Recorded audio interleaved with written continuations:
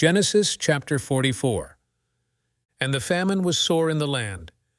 And it came to pass, when they had eaten up the corn which they had brought out of Egypt, their father said unto them, Go again, buy us a little food. And Judah spake unto him, saying, The man did solemnly protest unto us, saying, Ye shall not see my face, except your brother be with you. If thou wilt send our brother with us, we will go down and buy thee food. But if thou wilt not send him, we will not go down. For the man said unto us, Ye shall not see my face, except your brother be with you. And Israel said, Wherefore dealt ye so ill with me, as to tell the man whether ye had yet a brother? And they said, The man asked us straitly of our state, and of our kindred, saying, Is your father yet alive? Have ye another brother? And we told him according to the tenor of these words. Could we certainly know that he would say, Bring your brother down? And Judah said unto Israel his father, Send the lad with me, and we will arise and go, that we may live, and not die, both we and thou, and also our little ones. I will be surety for him.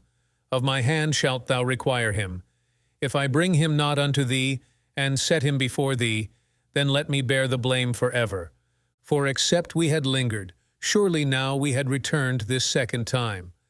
And their father Israel said unto them, If it must be so now, do this.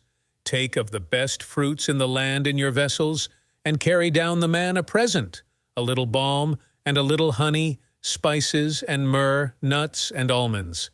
And take double money in your hand, and the money that was brought again in the mouth of your sacks, carry it again in your hand. Peradventure it was an oversight.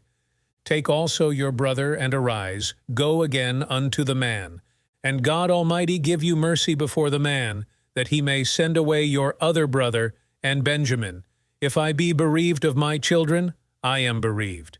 And the men took that present, and they took double money in their hand and Benjamin, and rose up, and went down to Egypt, and stood before Joseph. And when Joseph saw Benjamin with them, he said to the ruler of his house, Bring these men home, and slay and make ready, for these men shall dine with me at noon. And the man did as Joseph bade, and the man brought the men into Joseph's house. And the men were afraid, because they were brought into Joseph's house.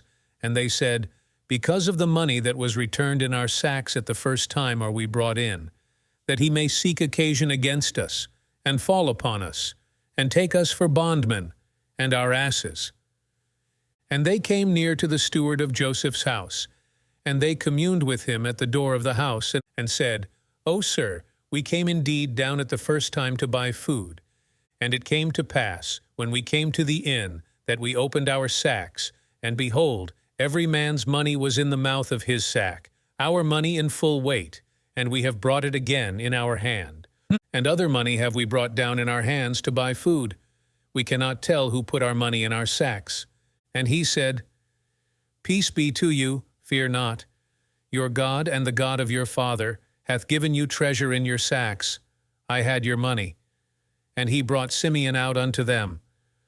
And the man brought the men into Joseph's house, and gave them water, and they washed their feet, and he gave their asses provender.